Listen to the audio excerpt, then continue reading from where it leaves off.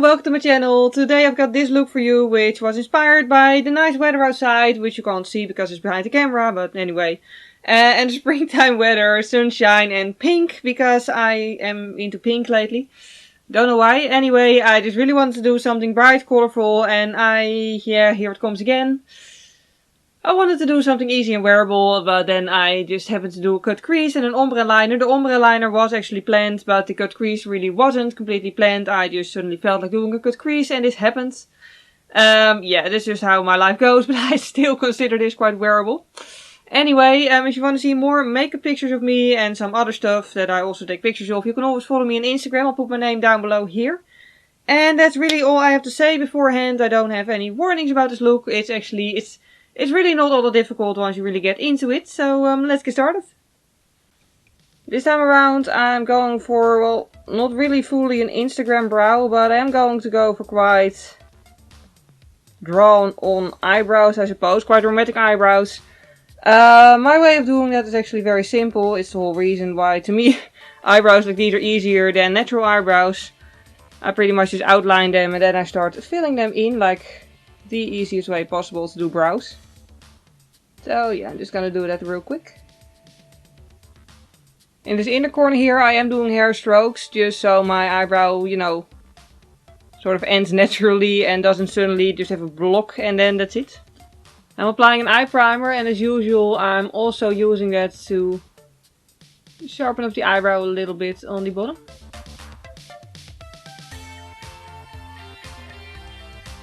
Okay, I'm just blending out the taupe shade now. The taupe shade was like 5 shades darker than I thought it would be, so now I'm mixing it with a very pale nude shade and a tiny brush in an effort to still get it to look good, because this would otherwise turn out to be a mess. Pro tip, do remember how dark your eyeshadows are before you stuff them on your eyeball and then suddenly realize they're way too dark for what you actually meant to do. But yeah, we're getting there. My idea is to just do sort of a natural crease at first. Now I'm just doing a little bit of a cut crease, but again I want to keep it natural, so I'm only putting it in the inner corners.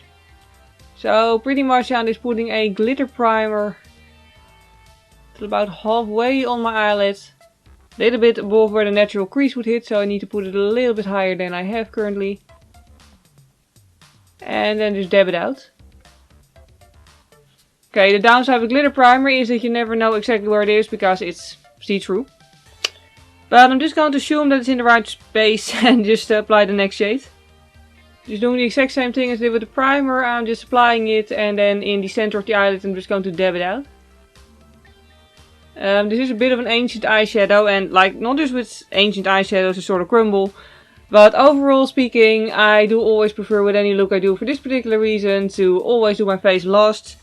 So that whatever I decide to do on the eyelid, I won't have to worry about any fallout, because we're still going to cover that anyway. It's just, you know, I think a very relaxed way of doing your makeup.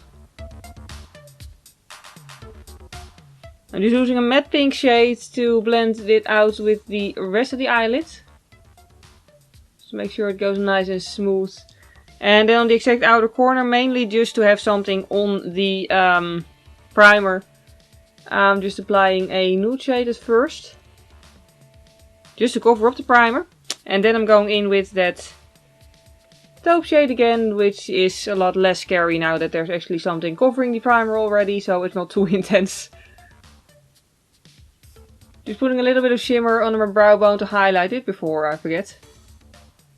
For the eyeliner, I'm first going to do a wing in black. First with a liquid liner doing the outline, and then the gel liner to make it more intense. And then on the inner corner I'm going to do something different, which you'll see in a moment.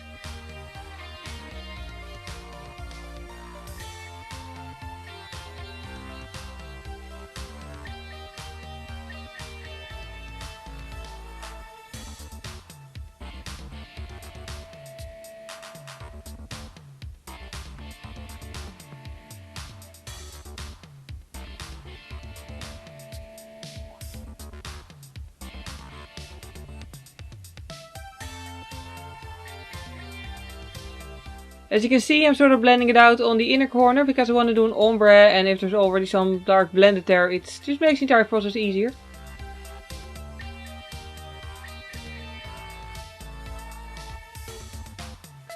And now with a different brush than the one that I use for the black, just so I don't get any color mixing. Black is technically a shade, not a color.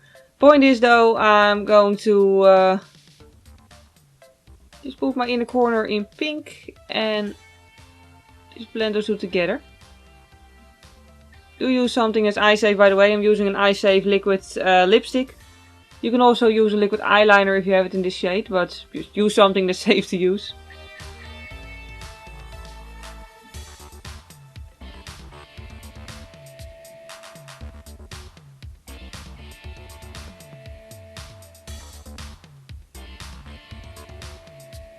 Okay, this might be one of those ideas that I'm going to massively regret, but I wiped down the brush that I used for the pink. Now I'm using it for white and just outlining that edge here.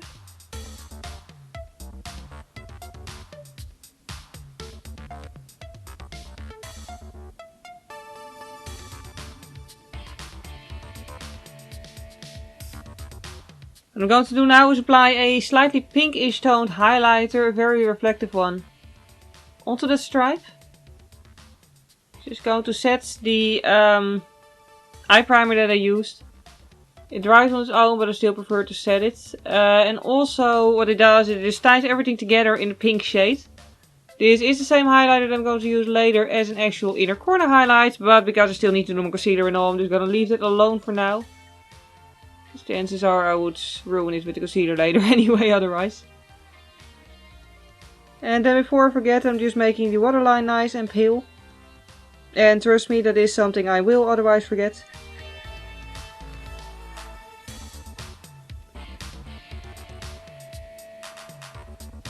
Just applying foundation now, and I'm just, going to carefully apply that around my eyebrows, obviously, because I don't want to cover them in foundation after I made all that effort to fill them in the first place. But yeah, I'm just applying foundation as usual. Other than that, avoiding my eyebrows and avoiding my eyeballs, obviously. And then I'll come back to you once I'm done.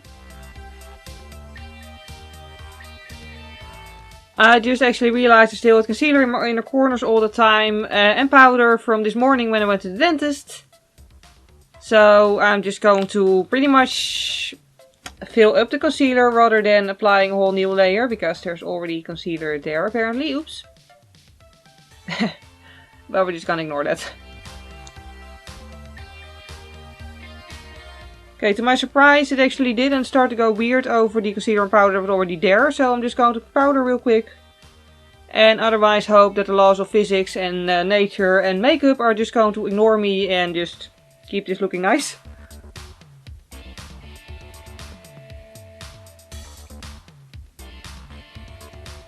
Just lightly contouring now. What I like about the fan brush is that it just really blends it out while you're applying it. So it's just really nice and quick.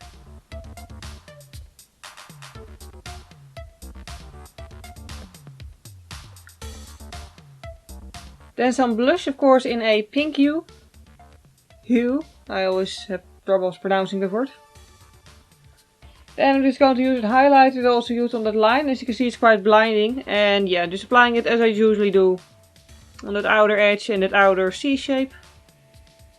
Or reverse C shape, depending on what side of the face you're working on.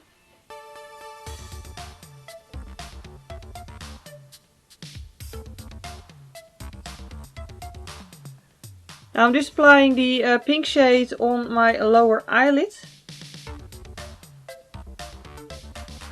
Just because I do want the pink to be there. Like, this isn't dark enough to define anything, but it just brings in the pink color to the bottom lid as well. And then with the same pencil brush I'm going to use the taupe shade very carefully. And just apply it in the outer corner, really trying to get it between the eyelashes. To darken it up a little. Now I'm going to do an absolutely blinding highlight, as you can see in my inner corners. I'm just using the pencil brush for that. Obviously I did wipe it down. By the way, this is just the Blushing Hearts by I Heart Makeup. Like, I absolutely love it when something that's so incredibly cheap actually works as well. Like, I don't know, like when something's expensive I expect it to work. With something like this I'm like really pleased when it actually does work well. Regular viewers will know at this point it's time for the falsies. They have glue on them now, they're drying, and I'm just going to do my bottom lashes in mascara.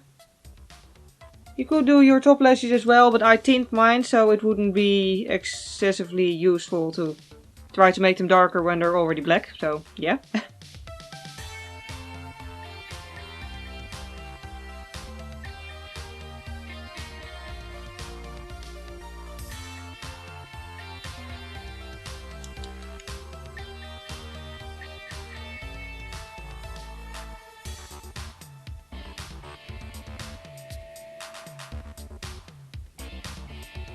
Then finally we're on to the final step, which today is actually not going to be liquid lipstick. I still need to apply setting spray. Almost forgot. Anyway, I'm just going to apply setting spray, liquid lipstick.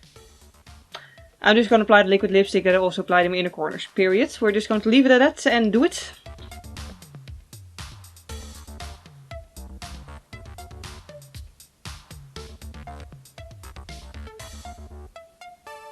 And then finally the last step, the setting spray.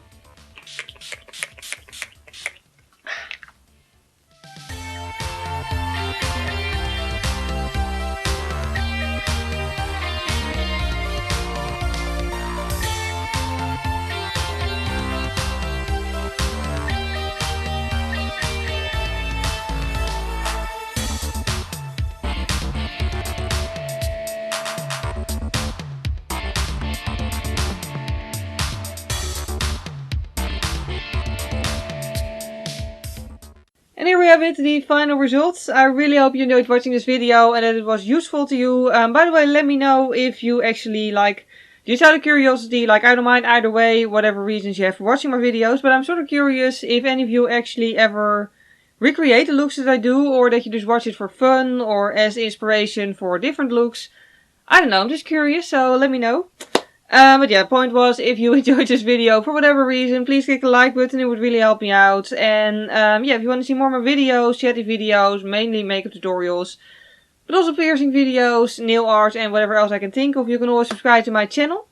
And oh, other than that, what I was almost forget to mention, if you want to know exactly what products I used, I'll put them below in the video description. You can find them there always.